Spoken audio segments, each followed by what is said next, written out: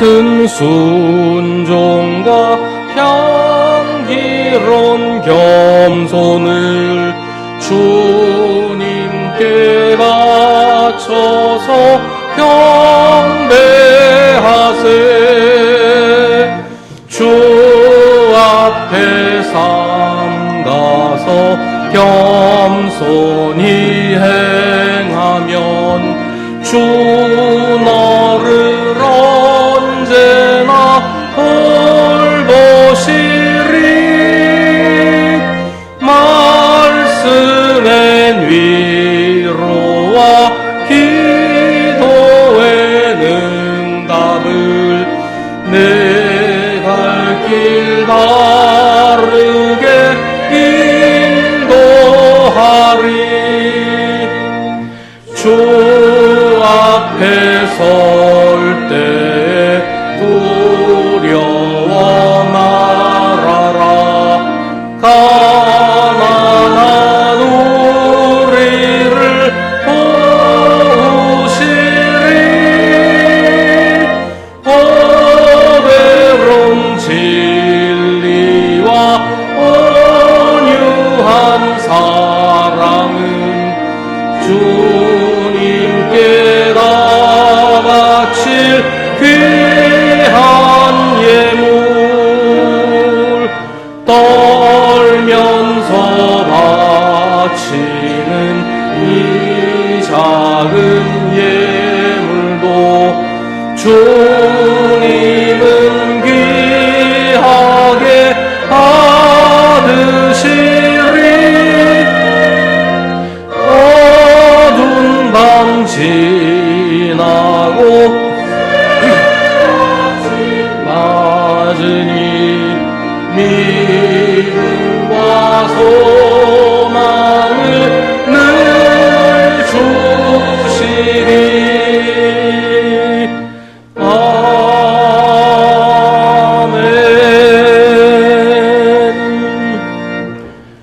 주님의 모든 천사들아, 주님의 말씀을 듣고 따르는 힘찬 용사들아, 주님을 찬양하여라. 주님의 모든 군대들아, 그의 뜻을 이루는 종들아, 주님을 찬양하여라. 주님께 지음받은 사람들아, 주님께서 통치하시는 모든 곳에서 주님을 찬송하여라. 내 영혼아, 주님을 찬송하여라. 아멘.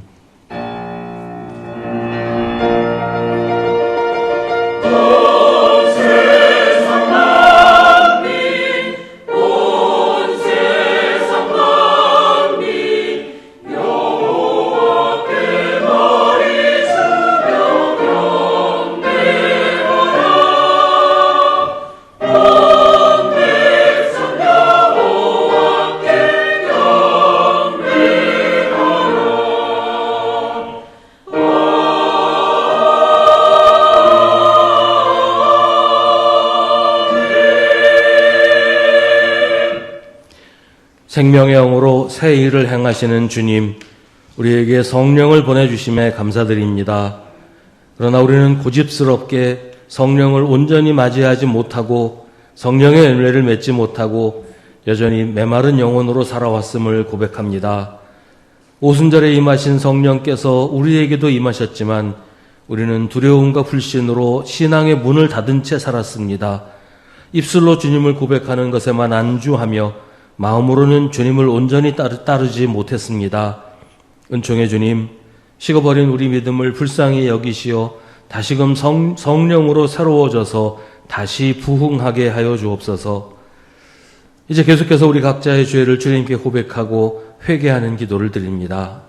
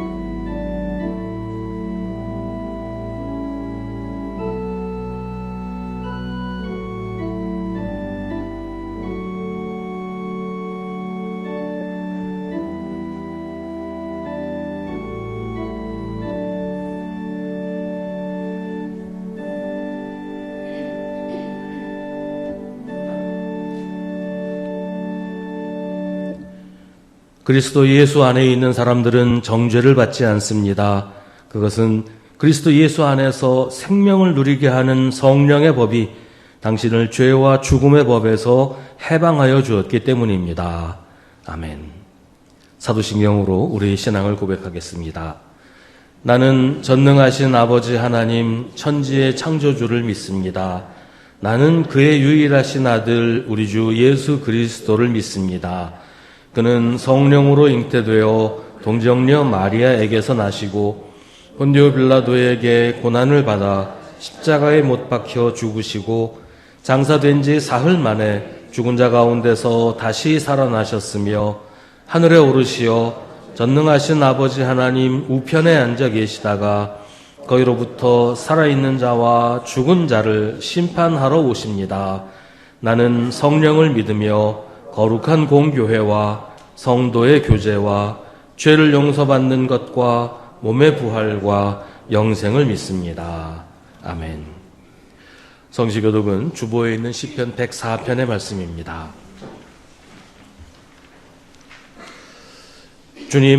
주님께서 손수 만드신 것이 어찌 이리도 많습니까? 이 모든 것을 주님께서 지혜로 만드셨으니 땅에는 주님이 지으신 것으로 가득합니다.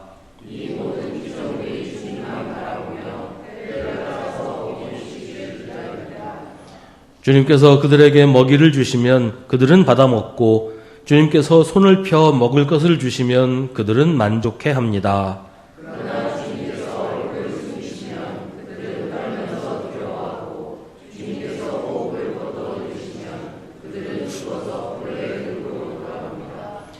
주님께서 주님의 영을 불어넣으시면 그들이 다시 창조됩니다. 주님께서는 땅의 모습을 다시 새롭게 하십니다. 내가 살아있는 동안 나는 주님을 노래할 것이다. 숨을 거두는 그때까지 나의 하나님께 노래할 것이다. 아멘.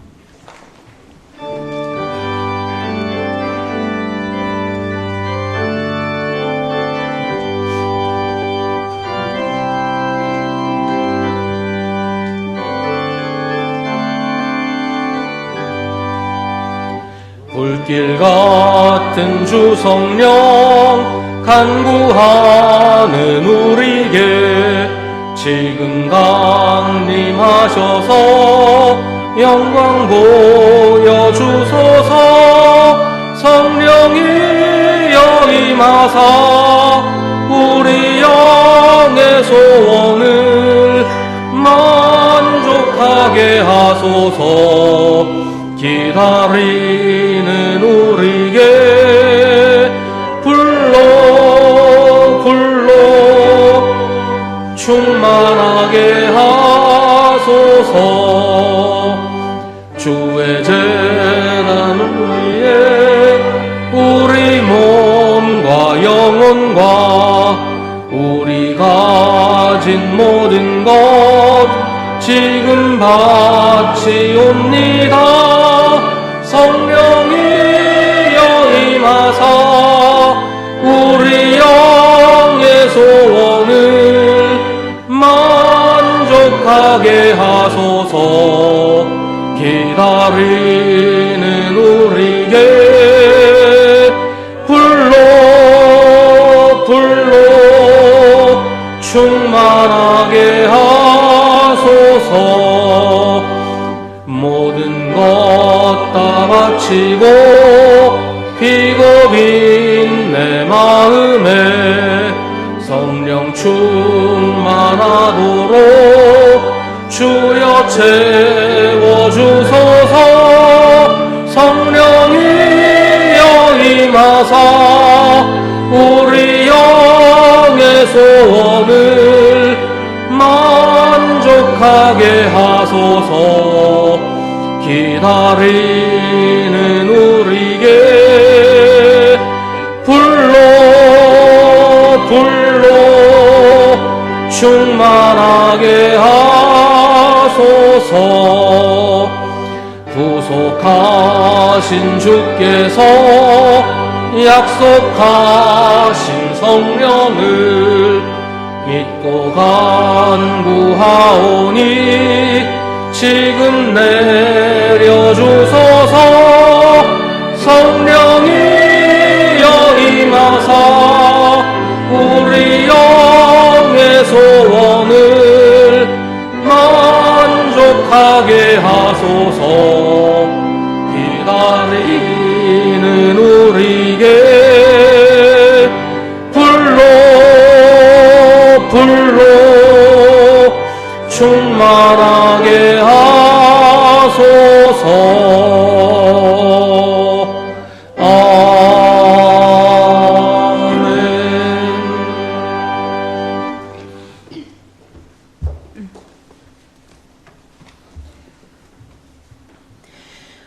우리를 구원하신 하나님, 주님의 참 사랑과 은혜에 감사드립니다. 오늘 거룩한 주일, 주의 자녀된 우리가 주의 전에 나와 예배드리오니 온전히 하나님께만 영광을 돌리는 거룩한 시간 되게 하여 주시고, 주님의 살아계심을 믿고 예배할 수 있는 은혜를 허락하여 주옵소서. 사랑의 주님, 우리에게 주신 소중한 것들을 우리가 소홀히 여기진 않았는지 뒤돌아봅니다. 우리를 위해 십자가에 달려 죽으신 주님의 귀한 사랑을 잊고 외면하며 나의 욕심을 따라 살아왔음을 고백합니다. 이기적인 저희를 용서하여 주시옵소서. 생활 속에서 주님의 사랑을 체험하며 살아갈 수 있는 풍성한 은혜 허락하여 주시어 온전한 믿음 안에서 세상의 빛과 소금의 직분을 잘 감당하는 주님의 자녀 되게 하소서. 긍휼의 주님, 전쟁과 탐욕으로 반복되는 세상에서 더 이상 희생되는 영혼들이 없게 하시고 삶의 터전을 잃고 고통 속에 있는 이들이 포기하지 않고 일어날 수 있는 힘을 더하여 주시어 희망을 놓지 않고 살아가도록 도와주시옵소서. 개인의 혹은 단체의 이익을 위해 잘못된 결정을 내려 일상을 파괴하려는 이들이 자신의 잘못을 깨우쳐 알게 하시고 돌이켜 바른 길로 가도록 인도하소서. 우리는 할 수 없지만 전능하신 주님은 할 수 있을 줄 압니다. 간구하오니 주님 불쌍히 여기사 응답하여 주시어 주님 주시는 참된 평화가 이 땅에 충만하게 하소서. 오늘 이 자리에 모인 우리의 크고 작은 근심과 고통을 아시오니 어루만져 주시어 치유하시고 회복시키시는 주님의 은혜를 체험하는 귀한 시간 허락하소서. 주님의 이름으로 모인 공동체인 수송교회가 삼위일체의 하나님이 임재하시는 거룩한 처소가 되게 하시며 온 성도들이 참 신앙인의 본분을 잘 감당하는 복된 성도가 되게 하여 주옵소서. 이 시간도 주님의 말씀을 전하실 목사님에게 성령으로 충만하게 하시어 살아있는 귀한 말씀으로 주님의 영광이 드러나게 하시고 그로 인해 우리 모든 성도들이 은혜 받고 세임 얻어 날마다 바르게 성장하게 하옵소서. 찬양대의 찬양을 기쁘게 받으시고 유압으로부터 장년부에 이르기까지 늘 주님을 닮아가는 수송교회가 되길 원하오며 사랑이 많으신 우리 주 예수 그리스도의 이름으로 기도드립니다. 아멘. 하늘에 계신 우리 아버지, 아버지의 이름을 거룩하게 하시며 아버지의 나라가 오게 하시며 아버지의 뜻이 하늘에서와 같이 땅에서도 이루어지게 하소서. 오늘 우리에게 일용할 양식을 주시고 우리가 우리에게 잘못한 사람을 용서하여 준 것 같이 우리 죄를 용서하여 주시고 우리를 시험에 빠지지 않게 하시고 악에서 구하소서. 나라와 권능과 영광이 영원히 아버지의 것입니다. 아멘.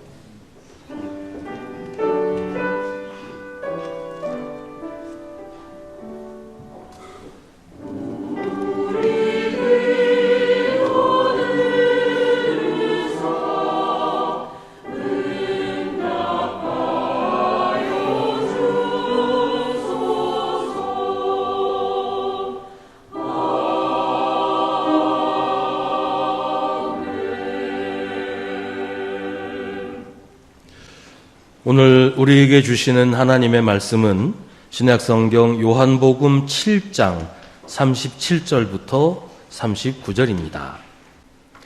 하나님의 말씀을 봉독하겠습니다. 이 말씀을 통해 하나님의 음성을 들으시기 바랍니다. 명절의 가장 중요한 날인 마지막 날에 예수께서 일어서서 큰 소리로 말씀하셨다. 목마른 사람은 다 나에게로 와서 마셔라. 나를 믿는 사람은 성경이 말한 바와 같이 그의 배에서 생수가 강물처럼 흘러나올 것이다. 이것은 예수를 믿은 사람이 받게 될 성령을 가리켜서 하신 말씀이다. 예수께서 아직 영광을 받지 않으셨으므로 성령이 아직 사람들에게 오시지 않았다. 아멘. 이것은 하나님의 말씀입니다.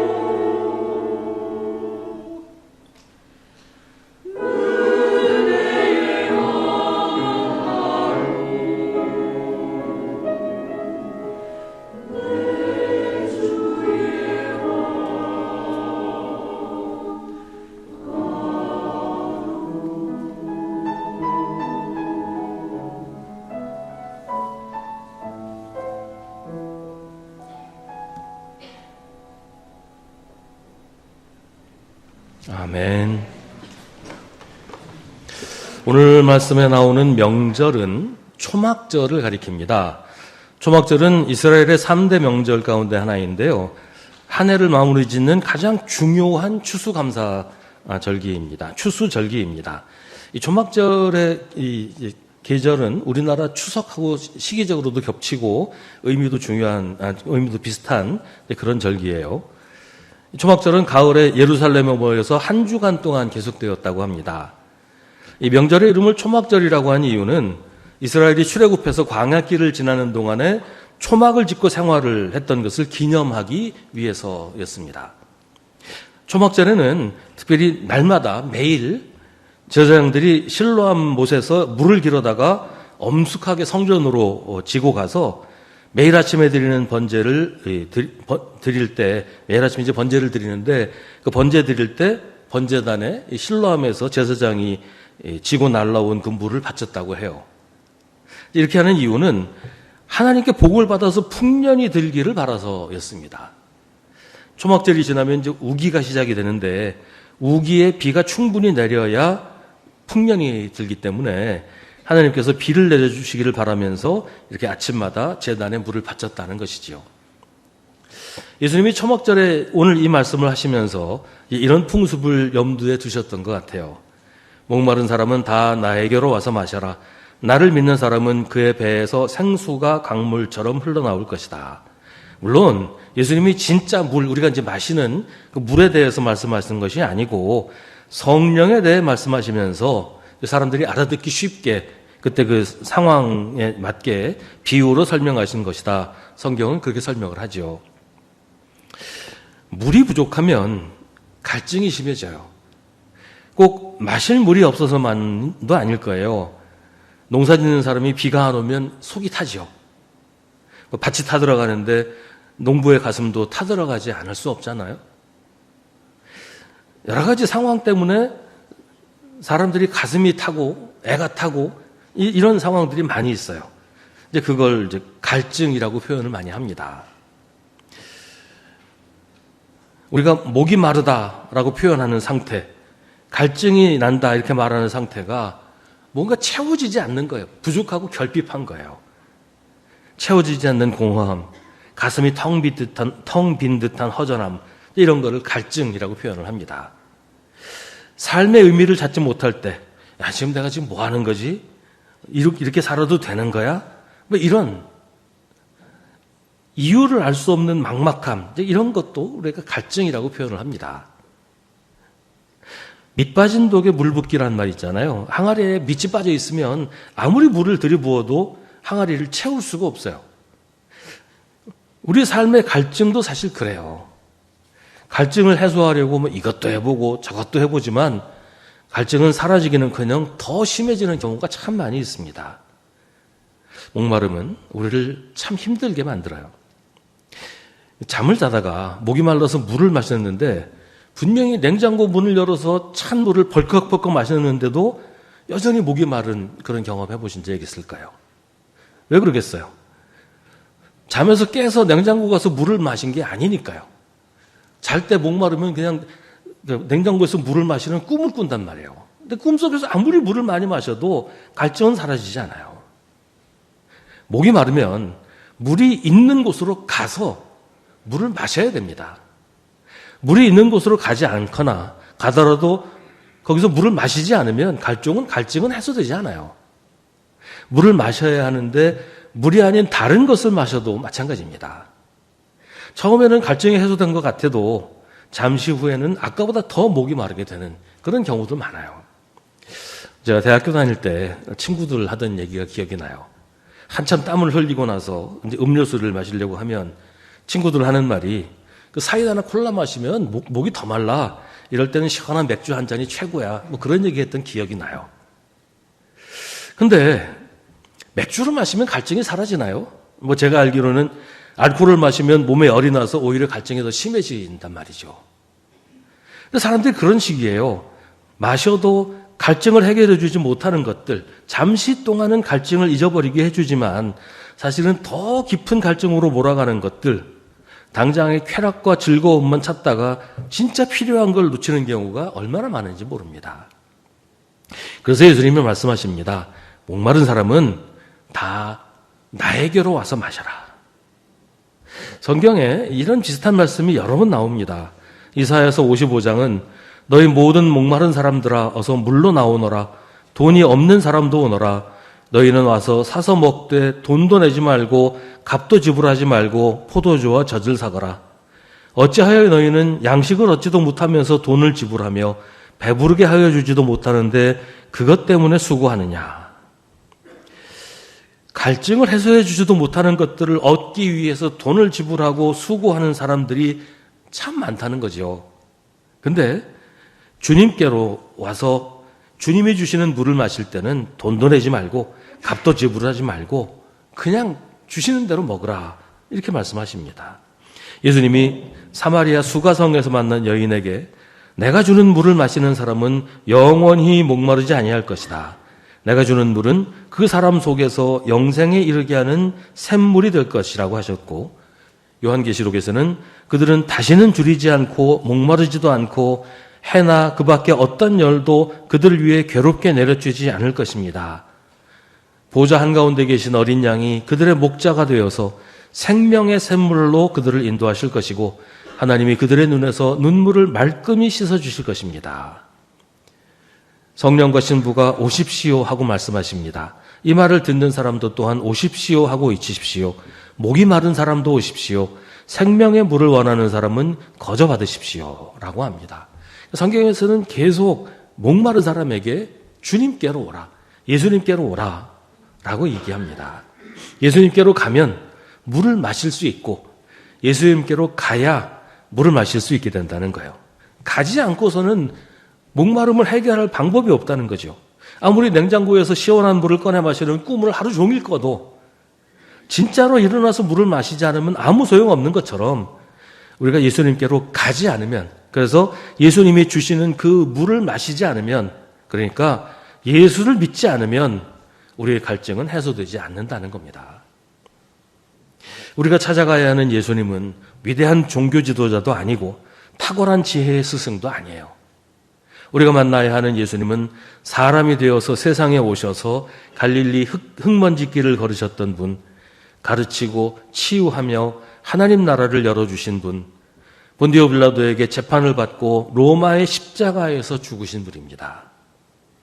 그러나 성경 속에만 계신 분, 혹은 사람들의 기억 속에만 남아있는 분이 아니라 지금도 우리와 함께 계시면서 우리를 돌보시고 우리를 인도하시고 우리를 위로하시는 분, 우리에게 생명의 물을 마시게 하시는, 우리의 갈급함과 우리의 공허함과 우리의 갈증을 풀어주시는 분입니다. 예수님은 우리의 목마름을 누구보다 잘 이해하십니다.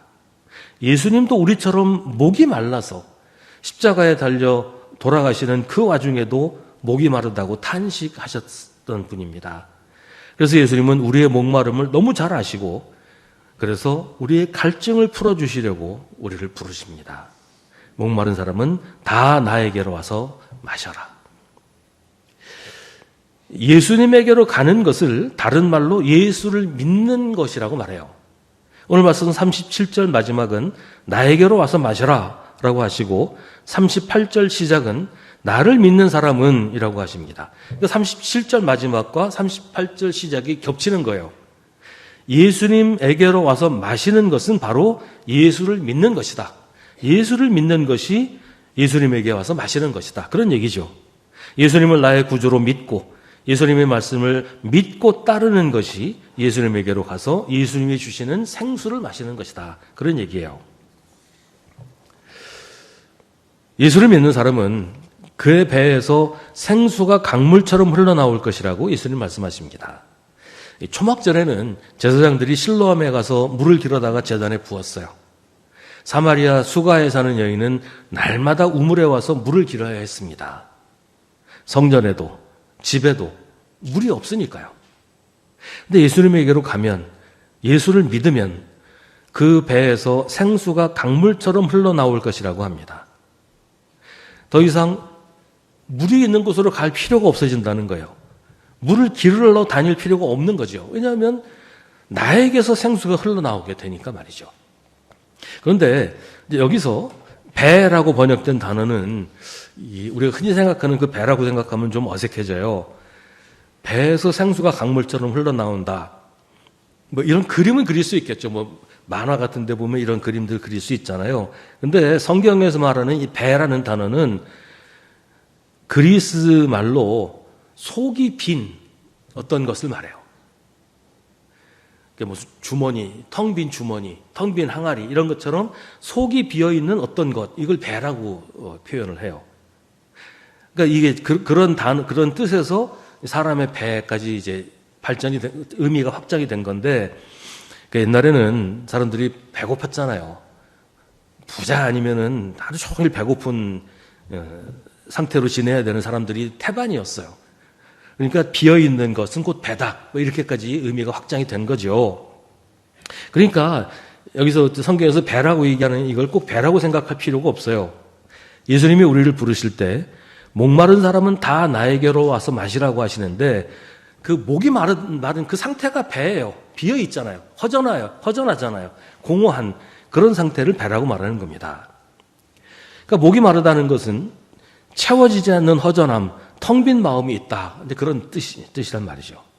근데 우리가 예수님에게로 가면 그 빈자리, 채워지지 않는 마치 밑 빠진 독과 같이 텅 빈 마음이 예수님이 주시는 생수로 가득 채워질 뿐 아니라 그 생수가 차고 넘쳐서 강물처럼 흘러넘치게 된다. 나만 채워지는 게 아니라 나에게서 채워지고 남는 것이 다른 사람에게까지 흘러가게 된다. 그런 의미입니다. 여기서 우리가 주목할 것이 우리말로 배라고 표현된 그 빈자리예요. 빈자리에서 생수가 강물처럼 흘러나오려면 그 빈자리가 생수로 채워져야 돼요. 근데 생수로 채워지기 위해서는 먼저 빈자리가 있어야 돼요. 비어있지 않으면 생수가 채워질 수가 없어요. 그 유럽의 이런 이제 크리스마스에 보면 아이들이 벽에다가 자기 양말을 걸어 놓습니다. 양말을 걸어 놓으면 산타크로스가 와서 그 양말에 선물을 넣어두고 간다. 이게 이제 유럽의 성탄 풍습이에요. 우리나라에서도 제가 어렸을 때 뭐 그런 집들 많았던 걸로 기억을 하는데, 근데 어떤 양말을 걸어 놔야 될까요? 당연히 빈 양말을 걸어야 돼요. 양말을 걸어 놓긴 했는데 양말 속에 뭔 잔뜩 집어넣고 있으면 산타크로스가 선물을 가지고 와서도 선물이 들어가지 않아서 그냥 도로 가져갈 거예요. 예수님이 없이도 목도 마르지 않고 예수를 믿지 않아도 허전하지도 않고 예수님이 아니어도 빈자리가 없다면 굳이 예수님한테 갈 필요도 없지 않겠어요? 예수님 없어도 아무 부족함이 없으면, 예수님이 아니어도 목이 마르지 않으면, 예수님 없어도 만족하고 배부르면 예수님이 주시는 생수가 필요하다고 생각하지도 않을 거예요. 세상의 욕심과 탐욕, 자기 고집과 자기 주장이 우리를 가득 채우고 있으면서 그걸로 만족하고 사는 사람은 빈자리가 없으니까 예수님이 주시는 생수를 채울 수도 없을 뿐만 아니라 생수가 필요하지도 않을 거예요. 만족하니까요. 근데 예수님 없어도 만족하고 살 수 있으면 그걸로 된 것일까요? 굳이 목마르지 않으니까 물 안 마셔도 되는 걸까요? 그건 착각이에요. 아까 냉장고 얘기 잠깐 드렸는데, 냉장고든 정수기든 가서 물을 마셔야지 갈증이 해결이 되죠. 꿈속에서 계속 물을 마시는 꿈 꾼다고 갈증이 해소됩니까? 꿈속에서는 물을 마시고 있으면 됐다 그런 생각이 들어도 그걸로 채워지지 않는단 말이에요. 물이 있는 곳에 가서 물을 마셔야 갈증이 해결이 되죠. 세상이 우리에게 이거 마시면 갈증이 해결될 거야, 이거 마시면 만족할 거야 라고 얘기하는 것들 아무리 마셔봐야 갈증은 채워지지 않습니다. 오히려 당장은 좋을지 몰라도 그게 우리를 더 망가뜨리고 무너뜨리고 더 깊은 갈증 속으로 몰아가는 것들이에요. 세상이 우리에게 주는 만족이라는 게 꼭 그런 식입니다. 우리의 욕심을 채우면 만족할 것 같지요? 욕심을 채우면 채울수록 욕심은 더 커집니다. 잠시만 목이 마르지 않다고 착각을 할 수 있어도 그게 영원하지 않아요. 오래가지도 않아요. 꼭 이런 건 소금물 같아요. 여러분 바다에서 배가 표류해서 동동 떠다니는 사람이 물이 없어서 죽는다 그러잖아요. 탈수증으로 죽는다 그래요. 바다인데 얼마나 물이 많은데, 근데 바닷물을 마시면 잠시 동안은, 아주 짧은 시간 동안은 갈증이 해결되는 것 같지만 소금을 먹으면 어떻게 돼요? 갈증이 더 심해지죠. 그렇게 물을 먹다 보면 탈수증으로 죽는단 말이에요. 세상이 우리에게 주는 만족이라는 게 꼭 그런 식이에요. 목이 마르지 않다고 착각을 하게 만들어도 목마름은 더 심해집니다. 그런 식으로 세상의 것들에 만족하고 살면 그런 헛된 만족 때문에 진짜 만족이 무엇인지도 모르는 채 살다가 갈 수밖에 없단 말이죠. 예수님 없이는 살 수 없다는 사실을 깨닫는 게 중요합니다.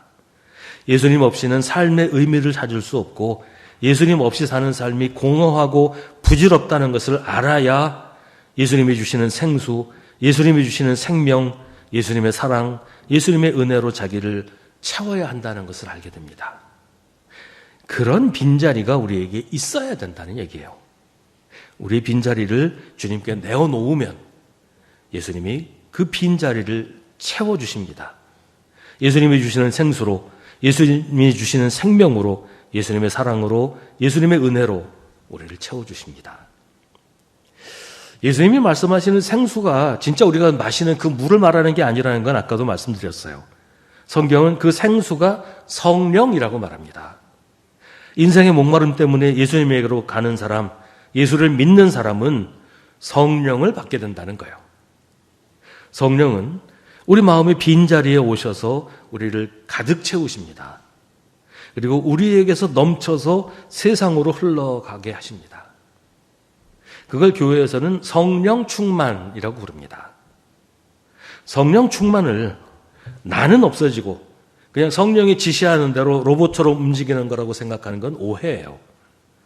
원래부터 하나님이 사람을 그렇게 로봇처럼 움직이게 만들지 않으셨거든요. 성령 충만은 우리가 잃어버린 원래의 모습, 하나님이 우리를 지으실 때 그 모습을 회복하게 하는 겁니다. 늘 외롭고 허전하고 목마르던 우리의 삶이 풍성하게 되고 충만하게 되는 게 성령 충만이에요. 그게 예수님이 우리에게 주시는 생명의 샘물이 우리의 빈자리를 채우는 겁니다. 사실 성령에 대해서 이해하는 게 쉬운 일은 아니에요.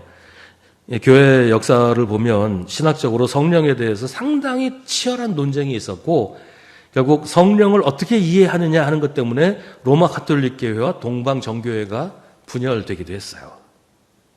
그런데 우리에게 필요한 것은 성령을 이해하는 게 아니고 성령이 필요하다는 것을 아는 것입니다. 성령을 이해해야 성령을 받을 수 있는 게 아니고 성령이 우리에게 필요하다는 것을 알아야 성령을 받게 됩니다. 예수님을 믿지 않고 사는 삶이 목마르고 공허하다는 것을 알고 우리의 목마름을 해결하기 위해 예수님에게로 가면 예수님이 주시는 성령을 받게 됩니다. 어떤 분들은 성령의 임재나 성령의 충만을 좀 두려워하고 기피하려고 하기도 해요. 부담스럽거나 혹은 두렵기 때문이에요. 성령이 충만하게 되면 내가 하고 싶은 대로도 하지 못하고 내가 원하는 삶을 살지 못할 것 같다. 이런 생각들을 하는 거죠. 그런데 성령의 임재는 그리스도인에게 있어서 너무나 중요한 일입니다. 만약에 성령이 우리와 함께 하시지 않으면 내가 무엇을 위해서 왜 기도하는지를 알 수 없게 되어버리고 맙니다. 하나님이 어딘가에서 우리의 삶에 접촉하시지 않으면 기도가 무슨 소용이 있겠어요? 하나님은 저 멀리 어디 계시고 우리는 여기 있고 이 접촉점이 없잖아요. 성령 하나님은 우리의 기도를 들으시는 하나님이시고 또 우리의 기도를 성부 하나님께 전달해 주시는 중보자이십니다. 성령이 우리와 함께 하시지 않으면 우리의 기도가 의미를 찾을 수 없게 되어버리고 맙니다. 또 성령 하나님께서 우리 안에 계시지 않는다면 내가 어떻게 하나님과 연결되고 교제할 수 있겠어요? 성령께서 우리에게 그리스도께서 가르치신 것을 알게 하시고 우리의 죄를 깨닫게 하시며 우리가 서로 사랑하게 하시는 분이신데 만약에 성령께서 우리 안에 계시지 않는다면 이런 모든 일이 어떻게 일어날 수 있을까요? 성경은 우리가 성령의 열매를 맺어야 한다고 합니다. 우리 신앙이 열매 맺지 않는다면 내가 예수를 믿는지 안 믿는지 우리에게 신앙이 있는지 없는지 알 수 없게 돼버려요. 내가 제대로 믿는지 잘못 믿는지 믿는 건지 아닌지 구분할 수가 없게 돼버려요. 열매를 맺을 때 그 열매를 보고서 사람을 안단 말이죠. 열매를 보고서 내가 맺은 열매가 어떤 열매인가를 보고서 아, 내가 예수를 믿는 거 확실하구나. 내가 구원받은 거 확실하구나. 이걸 알 수가 있게 되는데 그 성령의 열매를 맺어야 된단 말이에요.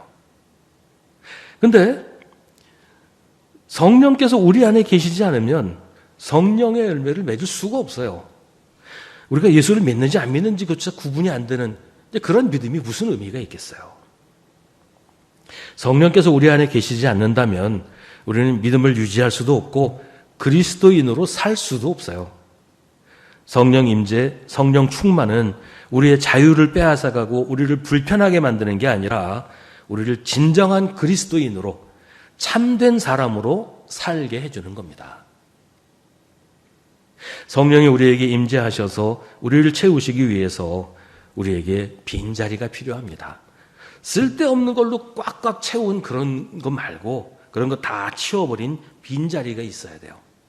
자기 만족과 탐욕으로 가득 찬 마음이 성령의 충만, 성령의 임재를 방해하는 거예요. 삶의 진리를 알고 싶어 하는 마음, 세상을 제대로 살고 싶지만 그게 내 힘으로 되지 않아서 늘 안타깝고 목이 마른 사람에게 성령이 오십니다. 성령이 우리를 가득 채우셔서 진정한 기쁨이 무엇인지 알게 하시고 진정한 만족을 누리게 하십니다. 성령이 우리에게 오시면 우리가 세상에서 하나님 나라를 살게 되고 세상에서 영원한 생명을 누리며 살게 됩니다. 혹시 우리가 지금의 삶에 만족하고 있을까요? 그렇다면 그 만족은 어디서 오는 겁니까? 예수를 믿어서 기쁘고 성령으로 충만해서 만족하다면 감사할 일이지요. 그런데 혹시 세상이 주는 만족, 자기 스스로 자기 자신에게 만족하고 있는 것은 아닐까요? 지금 목마르십니까? 그 목마름은 무엇 때문입니까? 세상이 주는 기쁨에 목마르고 세상이 주는 만족을 찾느라 갈급한 건 아닙니까?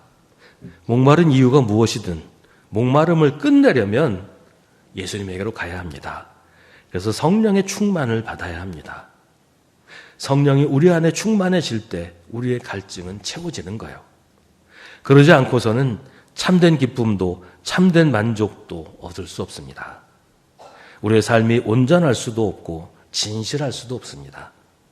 그래서 예수님이 지금 우리를 부르십니다. 목마른 사람은 다 나에게로 와서 마셔라. 나를 믿는 사람은 그의 배에서 생수가 강물처럼 흘러나올 것이다. 기도하겠습니다. 오늘 우리에게 주신 하나님의 말씀을 깊이 묵상하십시오. 이 말씀을 통해 지금 우리에게 말씀하시는 하나님의 음성을 들으십시오.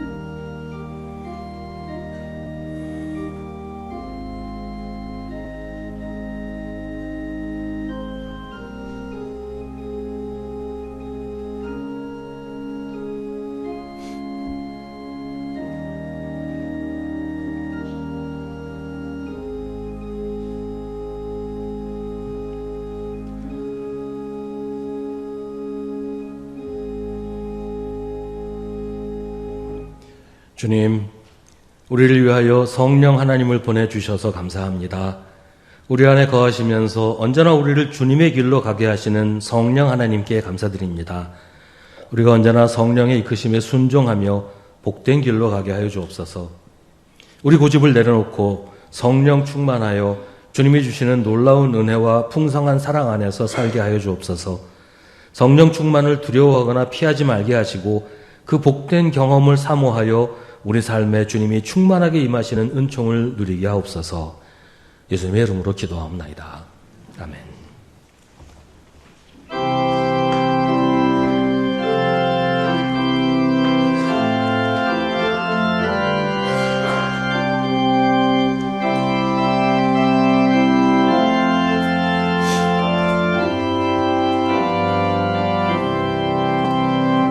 목마른 자들아 다 이리 오라.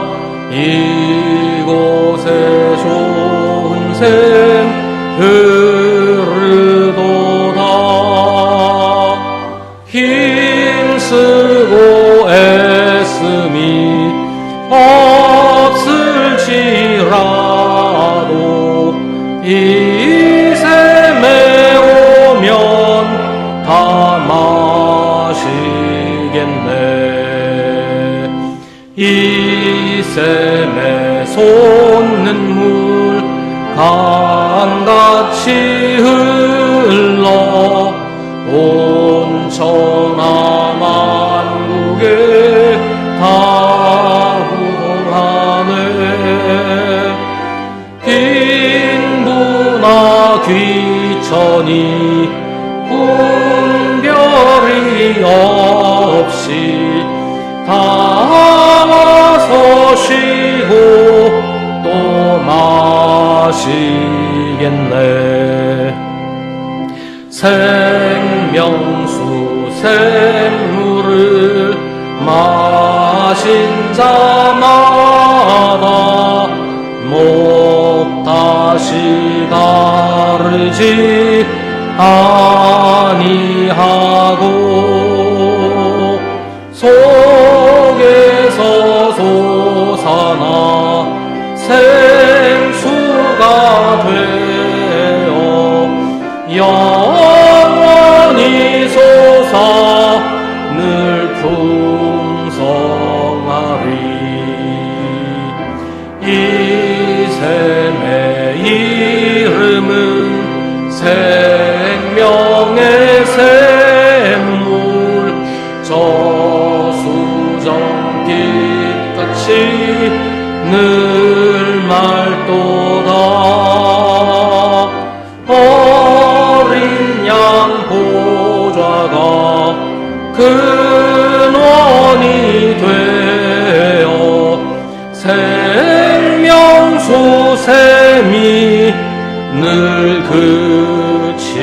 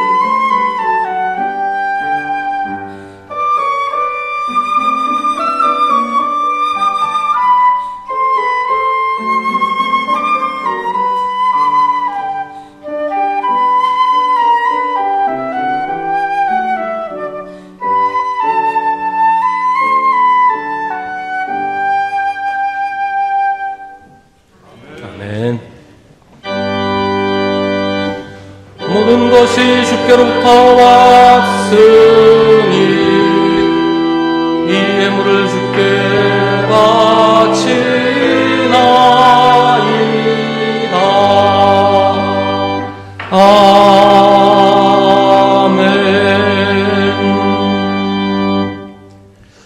아멘. 주님 주신 복된 주일, 주님 앞에 나와 예배하는 저희들을 반갑게 맞아주시는 하나님께 감사드립니다. 주님을 찬양하고 주님께 기도하며 주님의 말씀을 듣고 이제 주님께 저희의 정성을 모아 작은 예물을 바칩니다. 주님의 것이 오니 주님 뜻대로 사용하여 주옵소서. 혹시라도 저희가 물질에 대한 욕심으로 주님을 멀리하게 하지 마시옵소서. 주님의 것을 주님께 바치는 일에서 시험 들지 않도록 저희를 지켜주시옵소서. 저희들의 모든 사정을 낱낱이 아시는 주님, 아프고 지친 성도들의 삶을 보살펴 주시는 주님, 저희가 주님으로 인해 살고 주님으로 인해 다시 일어서게 됨을 믿게 하여 주시니 감사합니다. 주님, 병으로 고통당하는 성도들을 기억하여 주시옵소서. 저들을 고쳐주시옵소서. 아프지 않게 하시고 병에서 벗어나 건강하게 하시옵소서. 마음의 상처로 아파하는 이들을 고쳐주시옵소서. 섭섭한 마음, 억울한 사연 주님께서 다 아시오니 위로하여 주시고 주님께서 주님의 손으로 풀어주시옵소서. 경제적인 어려움으로 힘들어하는 성도들을 기억하여 주시고 살아가기에 부족함이 없도록 채워주시옵소서. 헛된 욕심으로 저희 살림이 더욱 공허해지지 않도록 저희 마음에 만족할 줄 알게 하여 주시며 늘 감사하며 살도록 인도하여 주옵소서.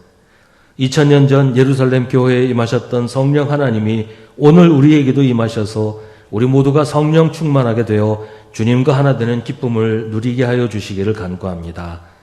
예수님의 이름으로 기도하옵나이다. 아멘.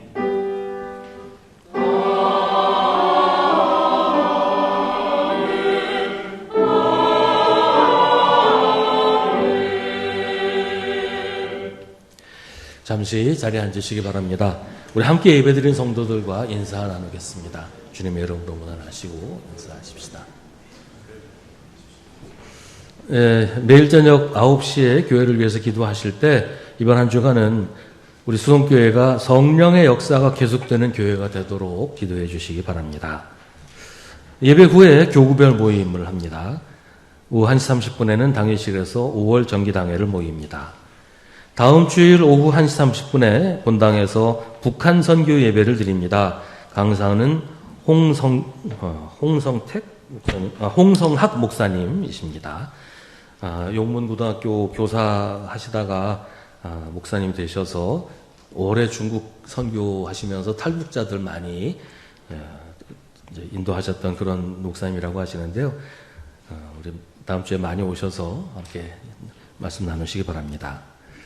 6월 7일 주일 공동 식사는 화평교구에서 준비하십니다. 6월 21일 주일 공동 식사는 인내교구에서 준비합니다. 김경숙 집사님, 김광숙 집사님, 우리 고 김남준 장로님 추모해서 떡을 봉헌하셨습니다. 우리 나가시면서 하나씩 받아가시기 바랍니다. 김바론이 아니고 김바롬, 미음 받침이라고 합니다. 김바롬, 김바울, 우리 김동수 집사님, 정혜경 집사님 쌍둥이 아들인데요. 그동안 인큐베이터에 있다가 이제 퇴원해서 산후조리원으로 옮겼다고 합니다. 우리 건강하게 씩씩하게 잘 자라도록 기도해 주시고 우리 부모님들을 위해서도 기도해 주시기 바랍니다. 이제 이번 주 수요 기도회는 소망교구가 주관하는 구역연합 예배입니다. 우리 소망교구뿐만 아니고 다 모든 교구에서 다 힘내서 함께 모여서 함께 예배드리고 또 교제 나누시고 하시기를 바랍니다. 이 시간에 중보의 기도를 드리겠습니다. 오늘은 우리 사회의 가정을 위해서 함께 기도하겠습니다. 우리 가정이 흔들린다, 가정이 위기다 그런 얘기 벌써 오래전부터 계속되어 왔는데요. 가정들이 회복되어서 가정이 삶의 보금자리가 되도록 우리 성도의 가정이 하나님이 주신 복된 공동체가 되도록 우리 사회의 가정, 또 우리 성도들의 가정을 위해서 함께 기도하겠습니다.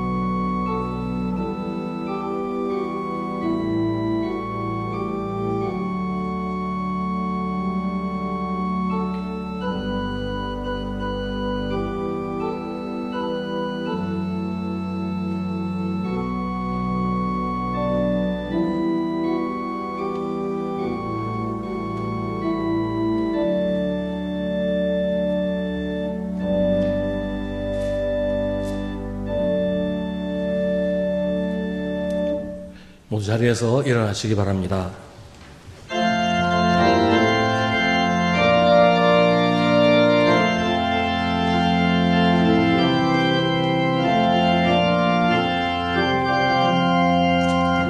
이 몸의 소망 무언가 우리 주 예수뿐일세. 우리 주 예수밖에는 믿으리 아주 없도다. 주 나의 반석이시니 그 위에 내가 서리라. 그 위에 내가 서리라. 무섭게 바람 부는 밤 물결이 높이 설렐 때 우리 주 크신 은혜에 소망에 닻을 주리라. 주 나의 반석이시니 그 위에 내가 서리라. 그 위에 내가 서리라. 세상에 믿던 모든 것 끊어질 그날 되어도 구주의 언약 믿사와 내 소망 더욱 크리라. 주 나의 반석이시니 그 위에 내가 서리라. 그 위에 내가 서리라. 바라던 천국을 향한 하나님 앞에 배울 때 주의 은혜로 여시 바로 서리라.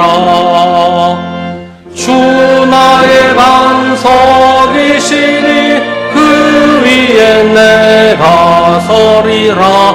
그 위에 내가 서리라. 주님이 우리에게 주신 생명의 복음을 목말라 하는 사람들에게 전해 줍시다. 우리 구주 예수 그리스도의 은혜와 하나님 아버지의 사랑과 성령의 사귐이 주님을 예배하는 사랑하는 주님의 자녀들에게 언제나 언제까지나 함께 하시기를 간절히 축원하옵나이다. 아멘.